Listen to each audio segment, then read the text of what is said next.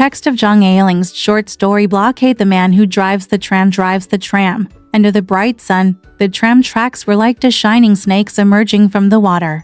They lengthened and then shortened, they lengthened and shortened again, and just moved forward like this, silky. The old man's long twists and turns artless, never finished. The tram driver's eyes were fixed on the two crawling tracks, but he did not go crazy. If there is no blockade, the tram will never stop running. Blocked.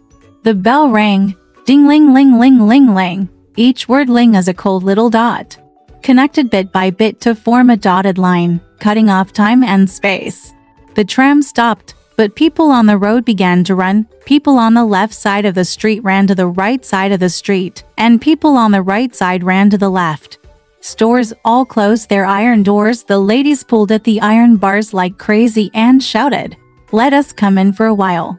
I have children and older people here." However, the door was still closed tightly. The people inside the iron gate and the people outside the iron gate looked at each other helplessly, fearing each other.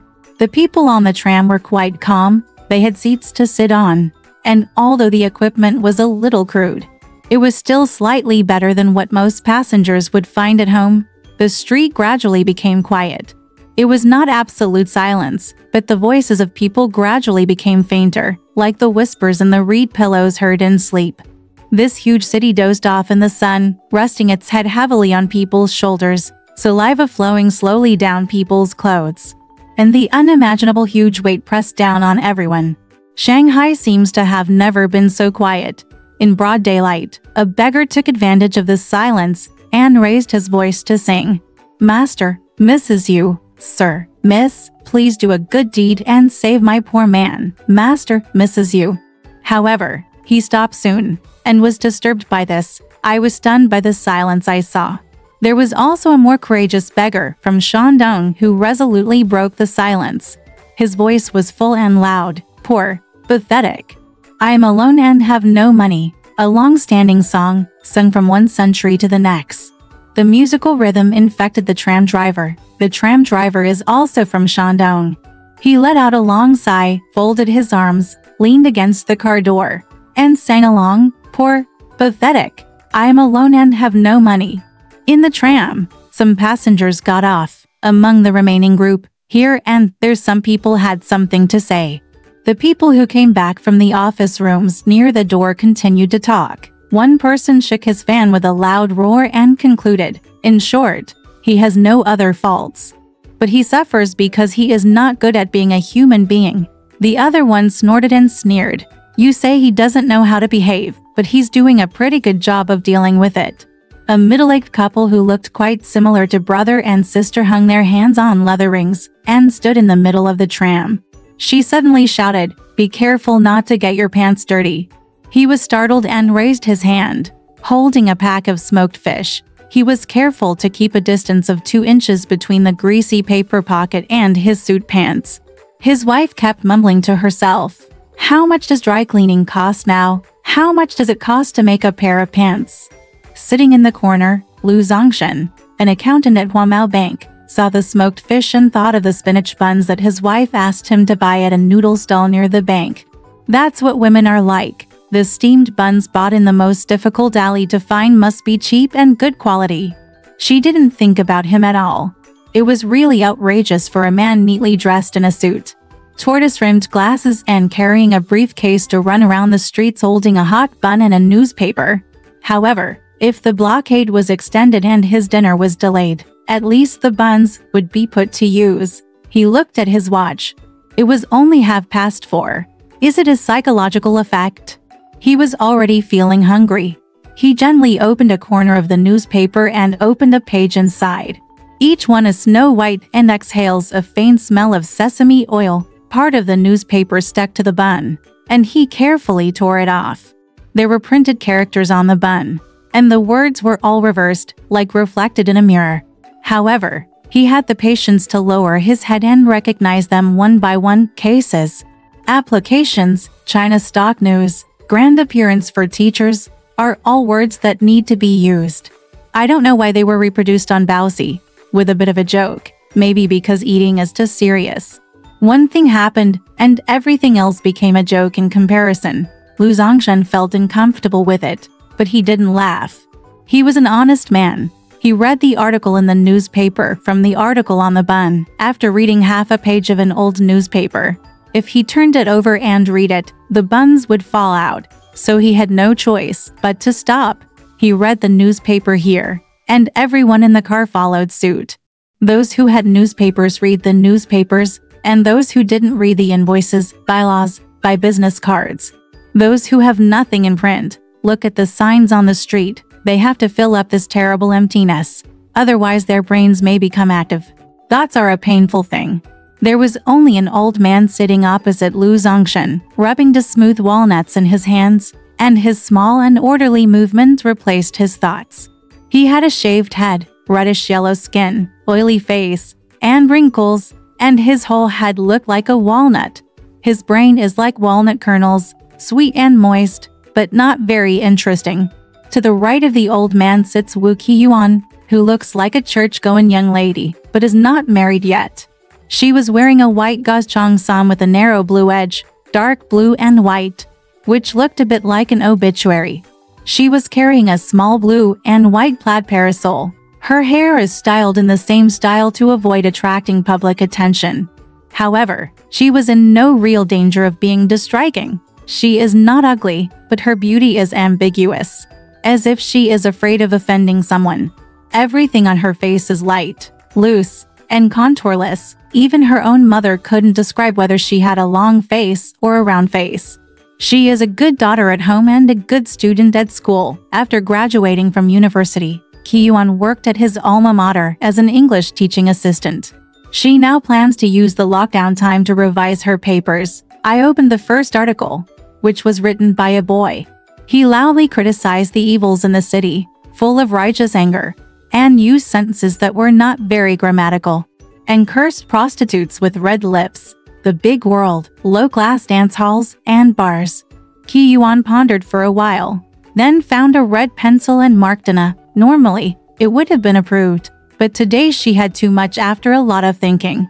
She couldn't help but ask herself why she gave him such a good score. It would have been fine if she didn't ask, but when she asked, she actually blushed.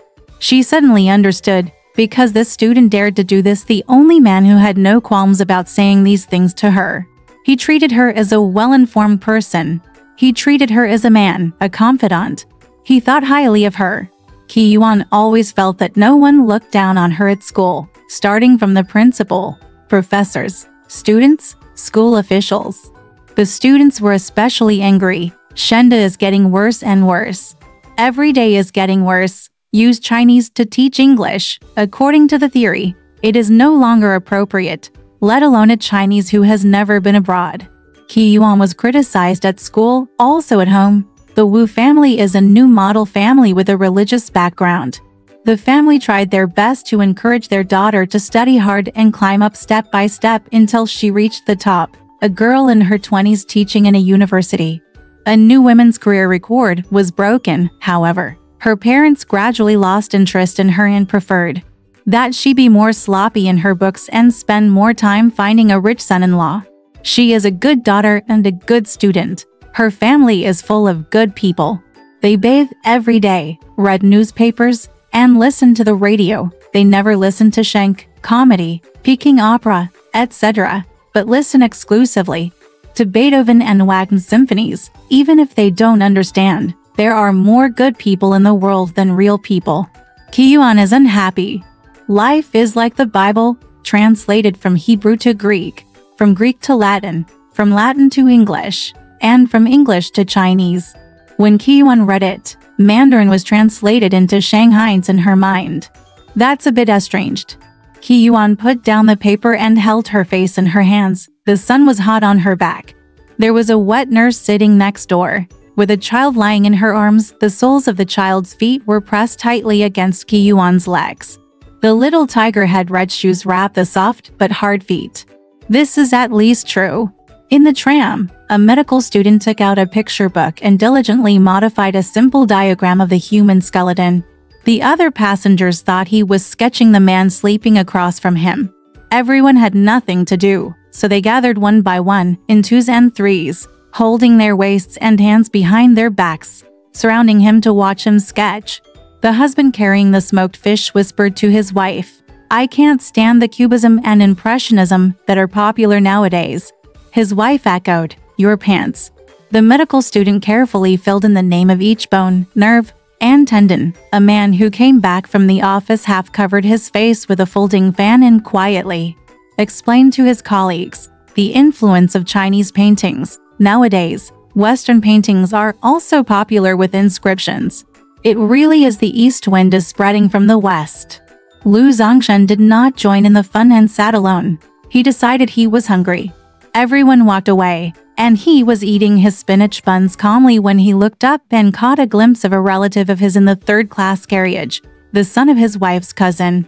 He hated Dong Paizi with all his heart. Paizi is an ambitious young man from a poor family who only wants to marry a young lady with some wealth. Lu Zongshen's eldest daughter is only 13 years old this year. She has already been noticed by Paizi.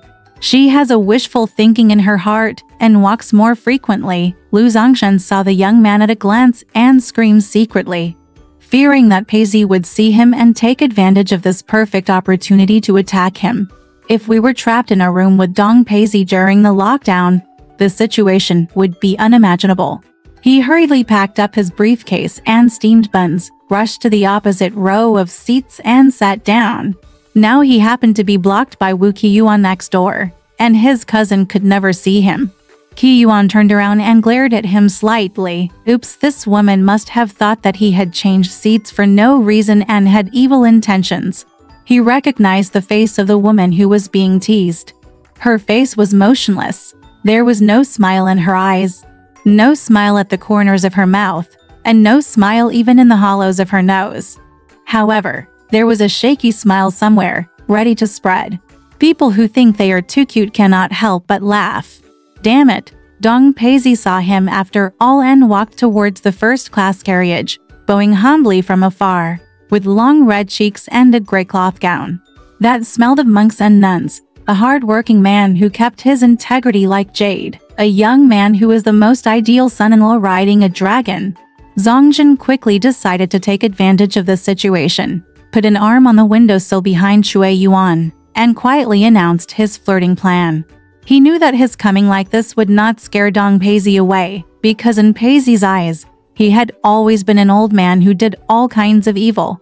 According to Paizi, people over 30 are old people, and old people are full of bad things. Paizi saw with her own eyes how dirty he was today, so she had to report everything to his wife. It would be nice to make his wife angry, who asked her to get him such a cousin. Angry. Deserved to be angry. Doesn't like the woman next to him very much. Her arms were white, like squeezed toothpaste. Her whole figure was like squeezed out toothpaste, without any style. He whispered to her, "When will this blockade end? How annoying." Qiyuan was startled, turned around, saw the arm he put behind her, and his whole body froze. Zongshen could not allow himself to withdraw that arm under any circumstances. His cousin was looking at him with burning eyes and a knowing smile on his face. If he exchanged glances with his cousin in a hurry, maybe the boy would lower his head timidly. The embarrassment of a virgin's charm. Maybe the boy would wink at him. Who knows? He gritted his teeth and attacked Qiyuan again. He said, "Are you feeling bored too? It doesn't matter if we say a few words. Let's talk." He couldn't help but have a pleading tone in his voice. Qiyuan was startled again and turned around to look at him again. He remembered now that he saw her getting into the car, a very dramatic moment, but the dramatic effect was achieved by chance and cannot be attributed to her. He whispered, "You know what? I saw you get on the car, and the advertisement posted on the front glass was torn. From the torn place, I saw your profile. Just a little bit of your chin. It's an advertisement for Nei Luwei milk powder. It depicts a fat child, and suddenly this woman's chin appears under the child's ears. It's a bit scary when you think about it carefully. Later, when you lowered your head to take the money from your wallet, I saw your eyes, eyebrows, and hair. If you take it apart and look at it part by part, it still has its own charm. Ki-yuan smiled. I couldn't tell that this man was also a smooth talker. I thought he was a reliable businessman. She glanced at him again. The sun's rays burned redly through the cartilage under the tip of his nose. The hand he rested on the newspaper bag came out of his sleeve. Yellow and sensitive, a real person. Not very honest. Not very smart, but a real person. She suddenly felt hot and happy. She turned her face away and whispered, "Stop saying this kind of thing," Songjin said. "Ha?" He had already forgotten what he said. He stared at the back of his cousin. The knowledgeable young man felt that his presence here was redundant. He did not want to offend his cousin. They would have to meet again in the future. We are all good relatives who can be cut with sharp knives. He actually retreated, went to the third-class carriage. As soon as Dong Peizi left, Songjin immediately retracted his arm and his conversation became serious. He struck up a conversation, looked at the exercise book spread out on her lap, and said, "Shenguang University. You study at Shenguang University." He thought she was so young. "Is she still a student?" She smiled and remained silent. Songjin said, "I graduated from Huaji." Huaji.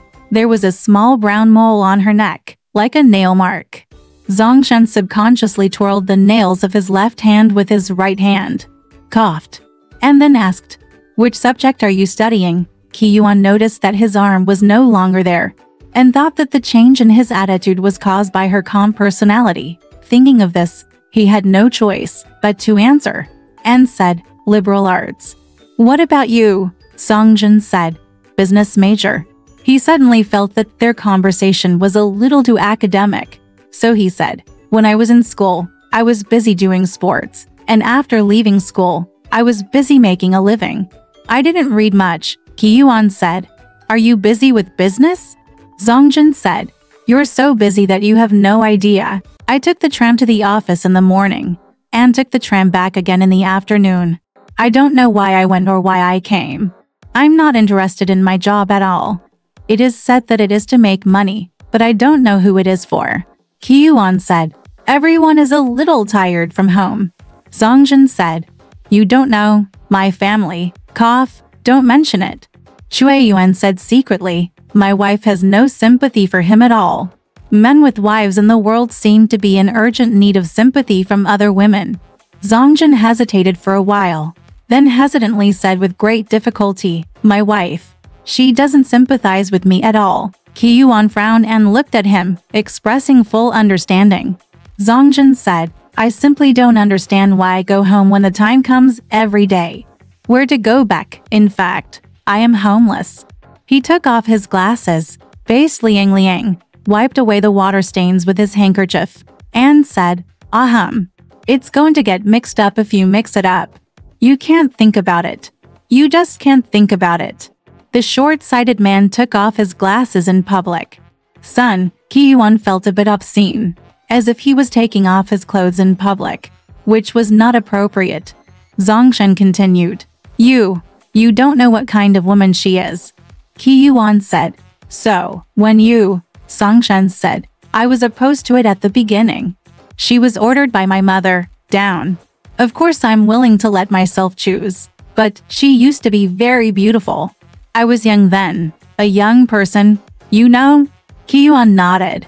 Zongshen said, "She later became such a person, even my mother had a falling out with her and blamed me for marrying her.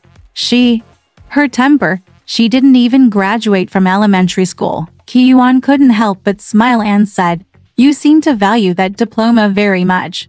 In fact, women's education is just that." She didn't know why she said this and hurt her own heart. Zongshen said, "Of course, you can make sarcastic remarks next to her because you are highly educated. You don't know what kind of person she is." He paused, out of breath. I put on my glasses and took them off to clean the lenses. Ki-yuan said, "Are you going too far?" Zongshen held his glasses in his hand and made a difficult gesture. Ao Xianhui said she was. Ki-yuan said hurriedly, I know. She knew that their husband and wife were not at odds, and he could not blame his wife alone. He himself was also a simple-minded person. He needed someone to forgive him, tolerate his woman. There was chaos in the street, and two trucks came with a rumble, loaded with soldiers. Ki-yuan and Songshan looked out at the same time. Unexpectedly, their faces were extremely close. At a very short distance, everyone's face is different from ordinary ones, as tense as a close-up on the screen. Zongshan and Ki-yuan suddenly felt that this was the first time they had met. In Zongshan's eyes, her face was like a peony flower painted with a few white strokes, and the 2 or 3 short hairs on her forehead were the stamens in the wind. He looked at her and she blushed, letting him see that he was obviously very happy. Her face became redder and redder. Zongshan did not expect that he could make a woman blush, make her smile, turn her face away, or turn her head around. Here he is a man.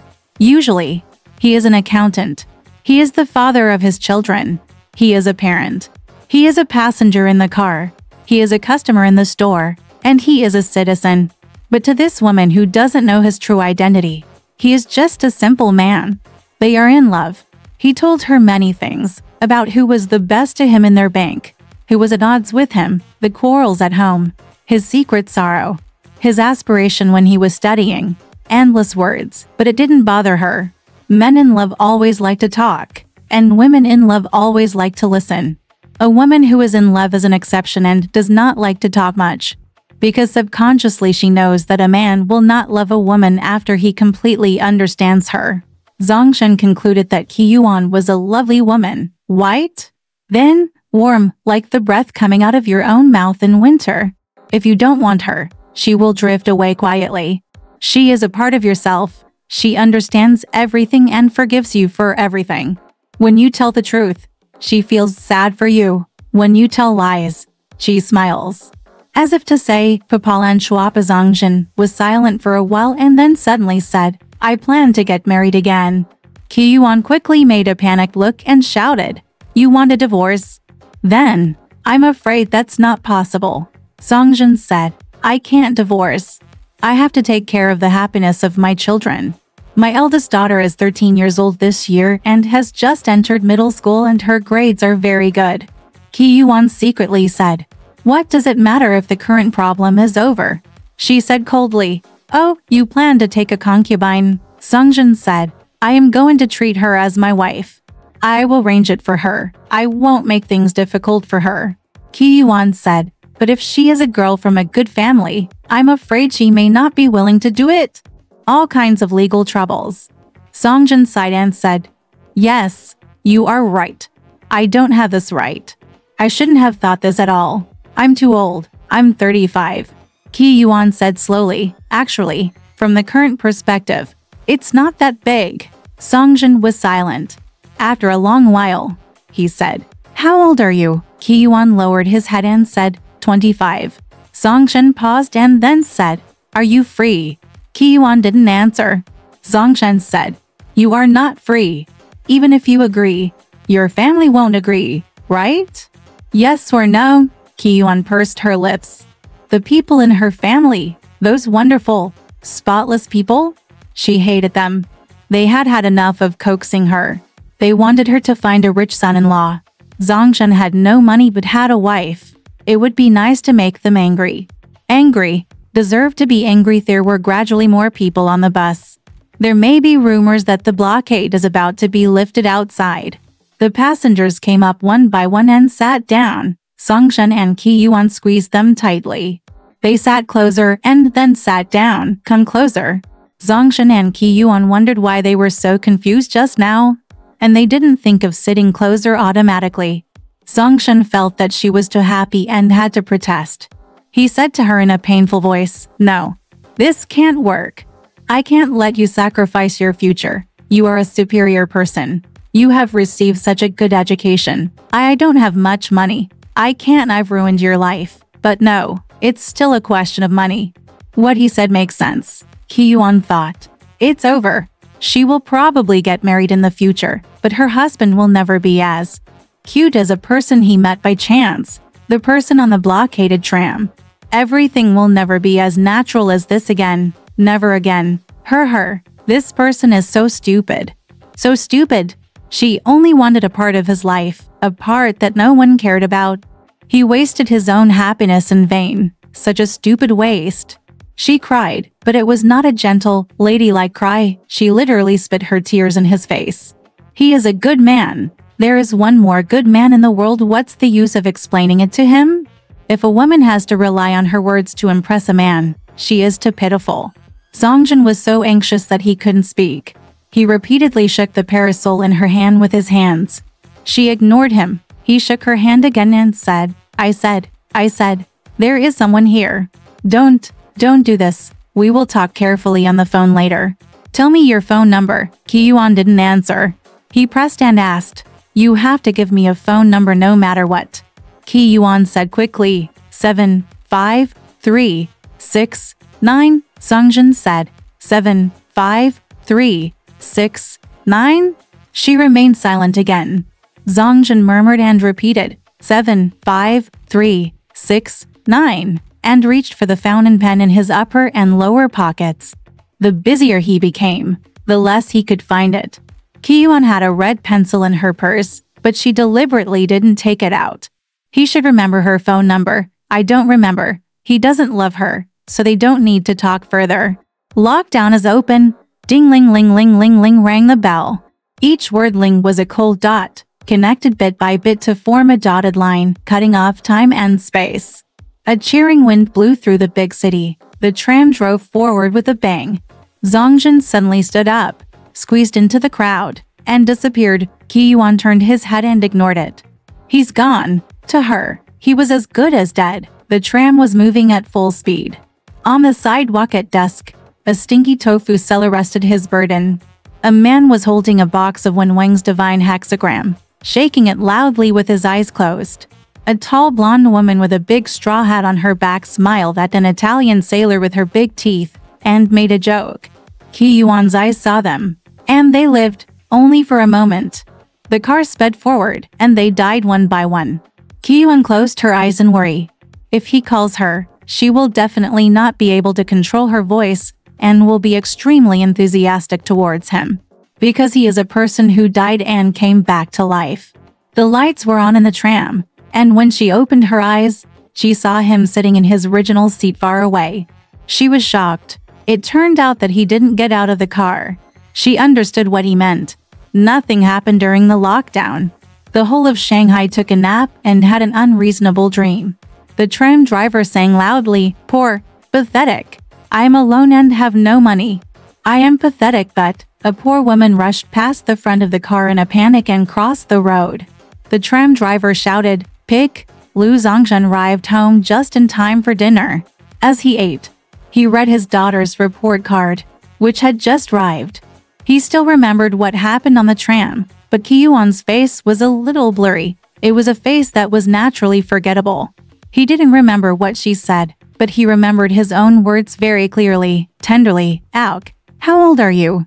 Impassionately, I can't let you sacrifice your future. After the meal, he took the hot towel, wiped his face, walked to the bedroom, and turned on the light. A black beetle crawled halfway across the room from one end of the room to the other. When the light was turned on, it had to lie down in the middle of the floor, motionless. Are you pretending to be dead? Are you thinking? I crawl around all day and have very little time to think, right? But thinking is painful after all. Songjin turned off the light and pressed his hand on the machine.